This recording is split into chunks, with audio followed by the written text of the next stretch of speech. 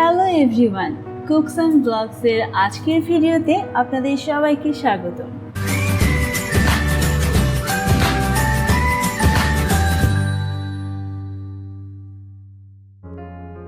আজ আমি আপনাদের তৈরি করে দেখাবো কাঁচা আমের বাদাম চাটনি। তৈরি করা খুবই সহজ, খুব অল্প সময়ে তৈরি করা যায় এবং খেতে অসাধারণ। চলুন তবে শুরু করা যাক। কাঁচা আমের এই বাদাম চাটনি তৈরি করার জন্য এখানে আমি একটি আম নিয়ে নিয়েছি। আমি আজকে একটি আম দিয়ে তৈরি করে দেখাবো। আমটি আমি প্রথমে বেশ ভালোভাবে ধুয়ে নিয়েছি। এবার একটি পিলারের সাহায্যে আমটি আমি বেশ ভালোভাবে ছিলে নিচ্ছি।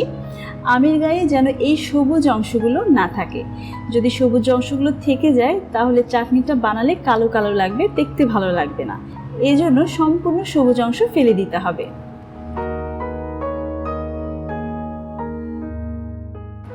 আমটা ছেলানো হয়ে গেছে। এবার আমটা আমি এভাবে পাতলা পাতলা করে স্লাইস করে নিয়েছি, দেখতেই পাচ্ছেন। এবার চুলায় একটা প্যান বসিয়ে দিচ্ছি। দিয়ে দিচ্ছি 1 কাপের একটু কম চিনি, দিয়ে দিচ্ছি 1 কাপ পানি। এই চিনিটা আসলে নির্ভর করবে আমের টক মিষ্টির উপর। আম যদি বেশি টক হয় চিনিটা একটু বেশি ব্যবহার করতে হবে, আর আম যদি কম টক হয় তাহলে চিনিটা একটু কম ব্যবহার করলেও চলবে। পানিতে যখন হালকা একটা বলক চলে আসবে সে পর্যায়ে আমি দিয়ে দিচ্ছি 5 ফোড়ন, দিয়ে দিচ্ছি কয়েকটা কাজু বাদাম, আর দিয়ে দিচ্ছি কিশমিশ। এবার 1 থেকে 2 মিনিটের মতো জাল করে দিচ্ছি। 1-2 মিনিট পরে দিয়ে দিচ্ছি আগে থেকে কেটে রাখা আমগুলো। এবার দিয়ে দিচ্ছি সামান্য লাল মরিচের গুঁড়া, সামান্য হলুদের গুঁড়া, আর দিয়ে দিচ্ছি পরিমাণ মতো লবণ। লাল মরিচের গুঁড়াটা আমি এখানে ইউজ করেছি, একটু ঝাল লাগবে, ঝাল টক মিষ্টি খেতে দারুণ মজা। আর হলুদ এখানে আমি ইউজ করেছি জাস্ট কালারের জন্য, কালারটা যেন খুব সুন্দর আসে এর জন্য। এবার 1 থেকে 1.5 মিনিটের মতো জাল করে আমি ঢেকে দিচ্ছি। এই সময় চুলার আঁচটা থাকবে মিডিয়াম টু লোয়ে। এখন আমি ঢেকে দিচ্ছি 5 মিনিটের জন্য। ফিরে আসছি 5 মিনিট পর। 5 মিনিট পর আমি ঢাকনাটা তুলে একটু দেখে নিব কী অবস্থা।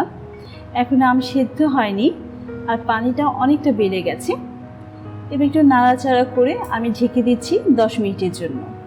চুলার আঁচটা কিন্তু মিডিয়াম টু লোতেই আছে। ফিরে এসেছি 10 মিনিট পর।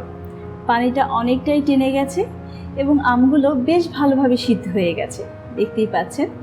এবং আমগুলো বেশ স্বচ্ছ হয়ে গেছে। যখন আমগুলো এরকম স্বচ্ছ হয়ে যাবে বুঝতে হবে আমের চাটনি আমার হয়ে গেছে। এ পর্যায়ে আমি দিয়ে দিচ্ছি 1 টেবিল চামচের মতো ভিনেগার। এই ভিনেগারটা ইউজ করলে এই চাটনিটা কয়েক মাস রেখে খুব মজা করে খেতে পারবেন। ভিনেগার দেওয়ার পর 1 থেকে 2 মিনিট জাল করে চাটনিটা নামিয়ে নিচ্ছি।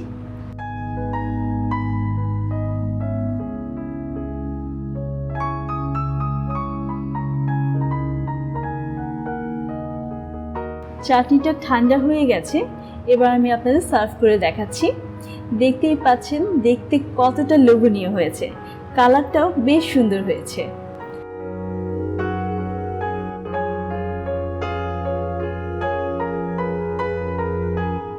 ব্যাস তৈরি হয়ে গেল কাঁচা আমের বাদাম চাটনি। খেতেও হয়েছে মাশাআল্লাহ। বাসায় একবার হলেও ট্রাই করবেন, আশা করছি সবার কাছে ভালো লাগবে।